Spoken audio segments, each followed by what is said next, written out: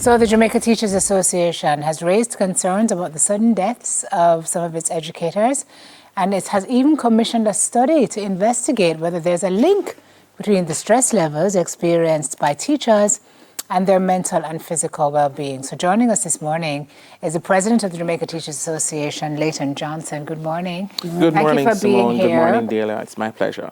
You walked with this book called Death by Burnout, Education's Dirty Little Secret. It's by Dr. Sharika Simone, who is one of yours, who went abroad.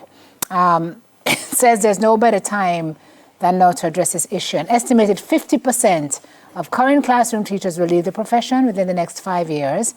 And if that's not shocking enough, nearly 20% of new teachers and close to 50% of urban teachers who enter the classroom are expected to leave within 3 to 5 years. And she speaks to teacher burnout and the experiences that have reshaped the views of teachers where education is concerned. So I'm going to use this as a jump off. She's in the States, but she's taught here, so you can really correlate and extrapolate data. What is happening in the schools, in the classrooms? What's different? There's nothing different. The fact is, teaching is a high-intensity job. It's a job that requires a high level of interpersonal skills, giving of self consistently. A teacher at the primary level has 30 students before him or her. 40 in some instances, and this is for the better part of daylight during any given day. For a teacher at the secondary level who has a 4-session timetable for a day, seeing 4 classes of 30 students would have interacted with 120 students within a period within that day. The job is stressing in many regards. And as president of the Jamaica Teachers Association, since I took office, I have interacted with 28 families who have lost teachers. Teachers who were ill, some who died suddenly. And the experience of that is something which, really hit home for me as an associate, as a president and as an individual. I remember interacting with teachers at a particular institution who lost a very good teacher, young teacher, suddenly. And the pain and the hurt that these individuals were feeling, it is something which steered the conversation in this direction. Is there an underlying cause to all of this? When you listen to teachers speak, when you listen to how it is they give of themselves in any given day, the day starts. It starts with preparation. You go into execution. You teach your lessons. At the end of it, you now have to evaluate and provide feedback. At the end of all of that, you now have your own family to take care of, which have the families have their own sets of challenges that as a teacher you have to be present for. So that intensity is something in many regards that many teachers have to struggle and deal with. And as an association, we find this in terms of the teachers' well-being and welfare. We feel that if a teacher is physically well and mentally well, he or she is able to give off their best in the classroom. I want to ask a question. Your mom taught. Did you hear her complain of these things? I mean, she was a principal, but did you hear her complain of these things? Being stressed? Yes, like this. I'm just trying to figure out, if things have changed, right? Because your mom was a teacher for how many years? It was in education for many years. But I think part of the challenge is it now seems, even then, like par for the course. Yeah. Like people feel, teaching is stressful. It's stressful. You're gonna hear people talk about stress. So I don't feel like there's been, I would say, a strategic effort to minimize that stress over the years. This is what we're trying to do at this time. But one of the things I wanted to ask about this study as well, the society in general, the Ministry of Health and Wellness has been embarking on so many different campaigns because of non-communicable diseases. Correct. And one of the things that people will say, they just died suddenly, is hypertension, and other underlying things. So will we be looking for those things in our teachers? Because right now, Ministry of Health is saying, guys, we have to know our numbers. Right. And this is the direction. This is what we, from the Jamaica Teachers Association's standpoint, we have been saying to our teachers. We have been encouraging them, by and large, to know your numbers. There are those individuals who indicate that, I have this niggling pain. It is not debilitating. It is just there, and, I just left it alone. We're saying to them, stop, get checked, understand what is happening.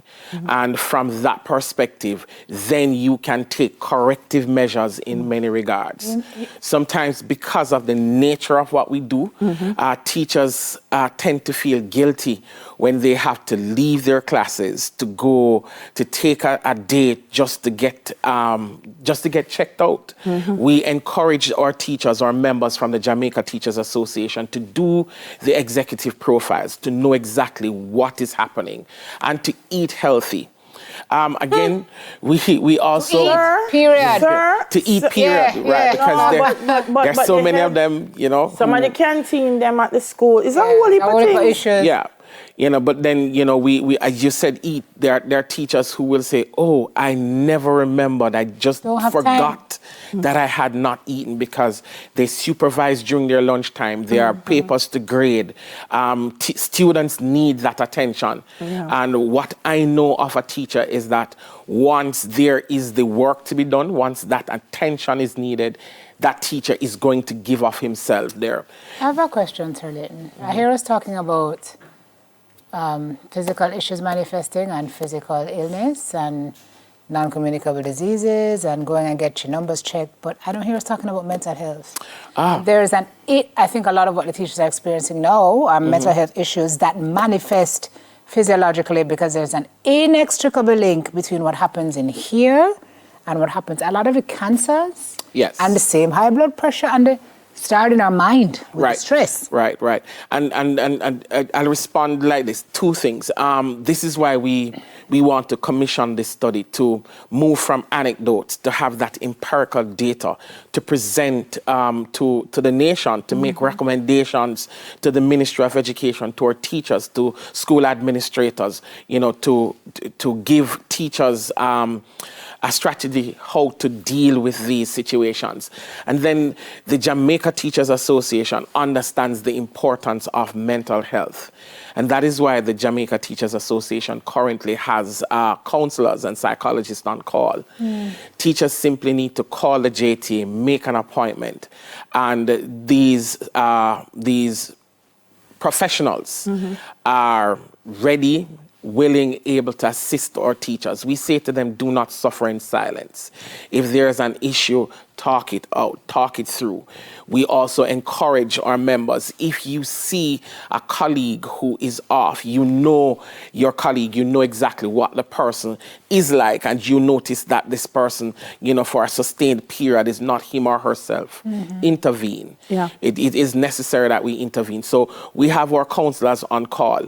This is free to our members. And what we, from the Jamaica Teachers Association's perspective, if a member needs additional help or additional therapy, we stand the cost for them. And we ask our members, make the call. Do not suffer in silence. I want to ask before we go, so the study's been commissioned. When will it be conducted, and when will we be able to see the findings? All right, so we hope that this study will be commissioned perhaps before the end of August. Jamaica Teachers Association will celebrate 60 years of existence, and this is part of our legacy project. We want to ensure that we provide information to see to the welfare and the well-being of our members. Dr. Sharika, she is a Jamaican educator who works works overseas. She's a part of the diaspora and Jaditon that has a symbiotic relationship with the Jamaica Teachers Association. We have an annual summit, and from our summit, the summit will take place in May of this year. We will have additional talks looking at the terms of reference and the scope of this study. This is her area of expertise. Her doctoral dissertation was on this particular issue. So the conversation was fitting when she heard about our concerns. Contact was made, and we broached the conversation and subject to go in this direction. So hopefully by August, this study will be fully commissioned, and as soon as it is completed, then we will make public the findings. It's a big move on your part. Good for you. Increased emotional exhaustion, enormous workload, lack of support, decreased feelings of self-efficacy, mental and emotional scars of burnout. No, she's writing overseas, K-12 she's talking about, but you can relate. Oh, yes, definitely. Has anything been left off here? Well, low pay.